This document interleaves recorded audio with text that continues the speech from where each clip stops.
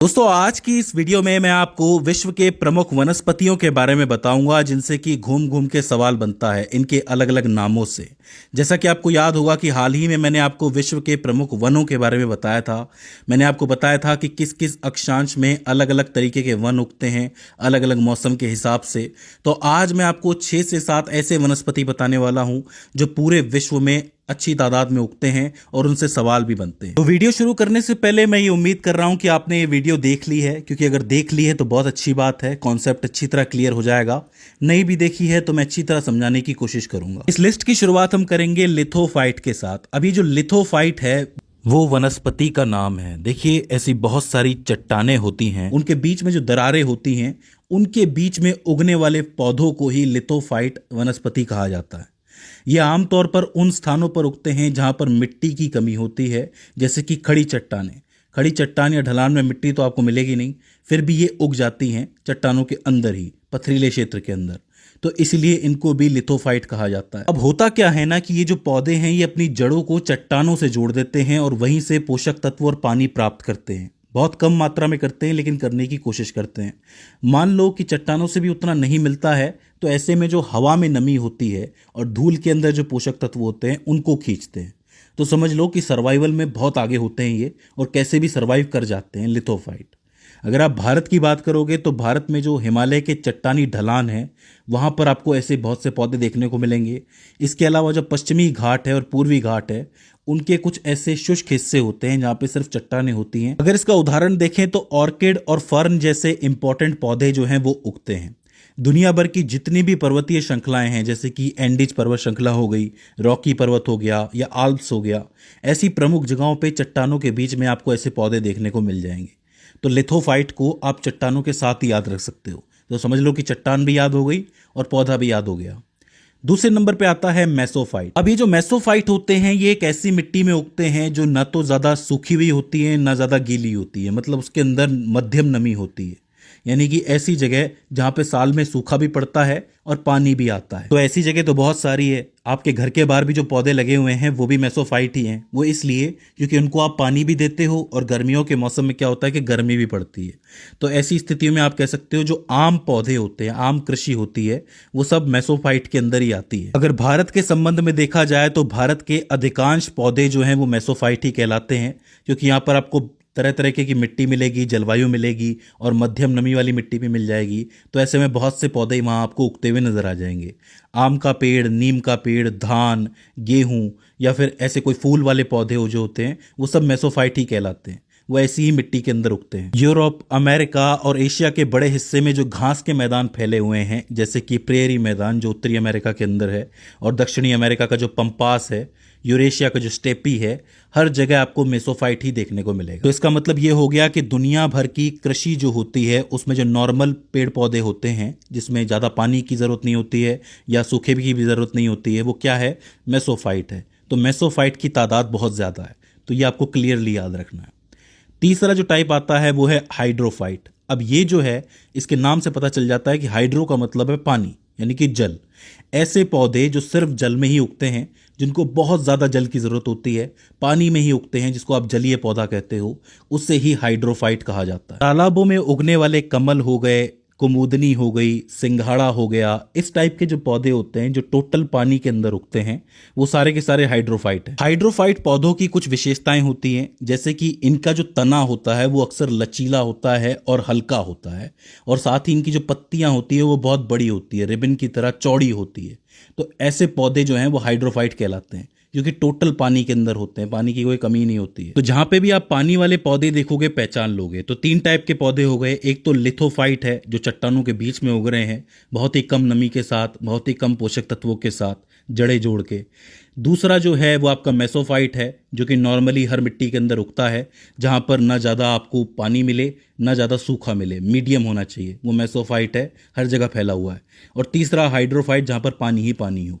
तो एक जगह बिल्कुल चट्टान है, दूसरी जगह नॉर्मल मिट्टी है, तीसरी तरफ आपका पानी है। अब एक आता है ट्रोपोफाइट। इसको मैं अपनी तरफ से गिरगिट कहता हूं, वो इसलिए कि ये अवस्था के हिसाब से बदलता है। यानी ऐसा पौधा जो मौसम के हिसाब से अपनी शारीरिक और कार्यात्मक विशेषताओं को बदलता है, खासकर जब तापमान और वर्षा में बदलाव हो जाए। उदाहरण के तौर पे अगर मान लो तापमान बढ़ जाए और पानी कम हो जाए तो ऐसी स्थिति में ये अपने पत्ते गिरा देगा या अपनी बढ़ने की जो दर है उसको कम कर देगा, या फिर अगर पानी ज़्यादा आ जाए तो बहुत तेज़ी से बढ़ेगा। ऐसे पौधे को ट्रोपोफाइट कहा जाता है।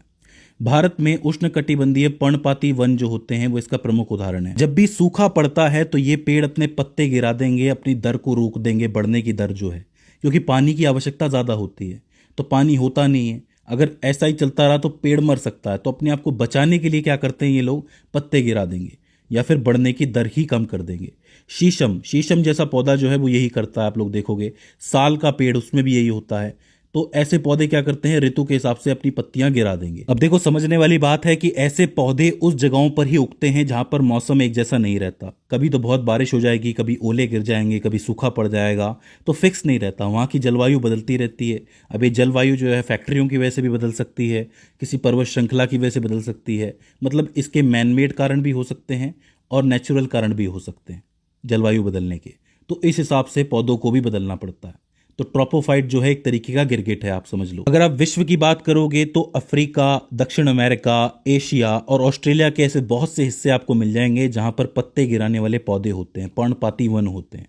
तो उन जगहों पर समझ लो कि इसी टाइप के पौधे उग रहे होते हैं। इसके अलावा सवाना घास के मैदान के अंदर भी ऐसा ही होता है, क्योंकि इसका जो जलवायु है, जो मौसम है, वो अलग अलग तरीके से बदलता रहता है। तो वहाँ पे भी आपको ऐसे पौधे देखने को मिल जाएंगे, ऐसी घास देखने को मिल जाएगी।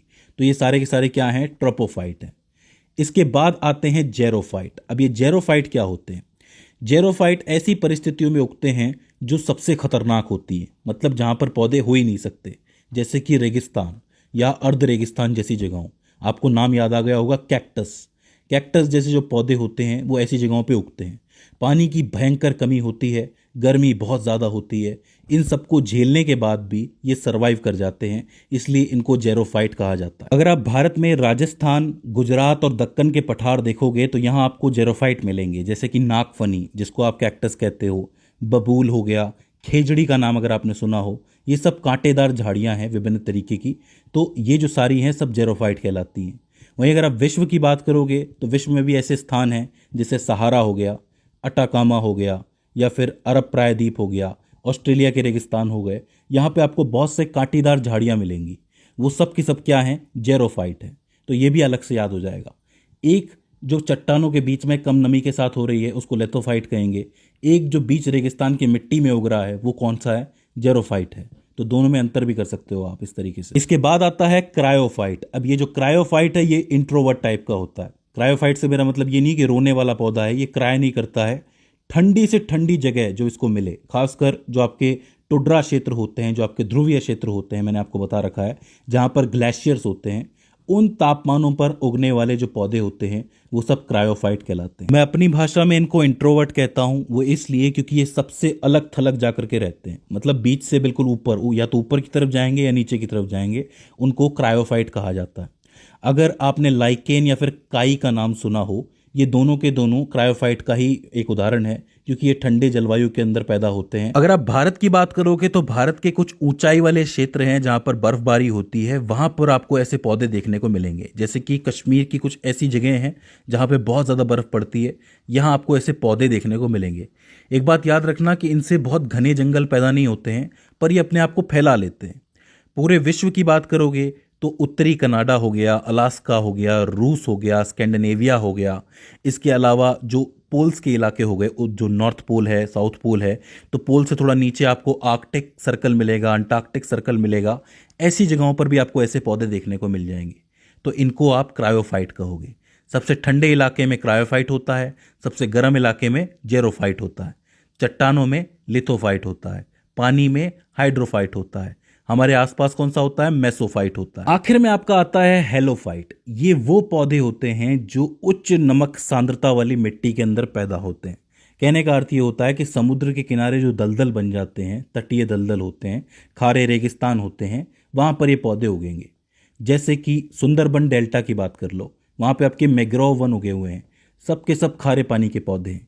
तो जहाँ खारे पानी का पौधा का नाम आ गया तो आपको मैंग्रोव वन आपके दिमाग में आ जाना चाहिए।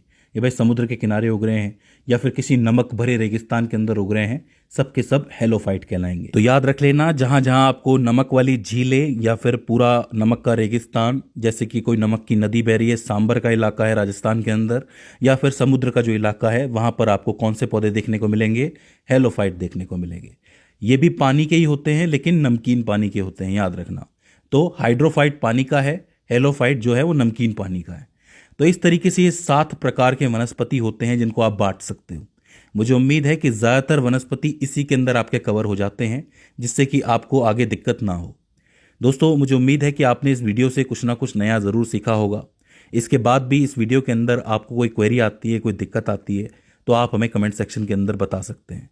तो आज की इस वीडियो के अंदर बस इतना ही। See you in the next one.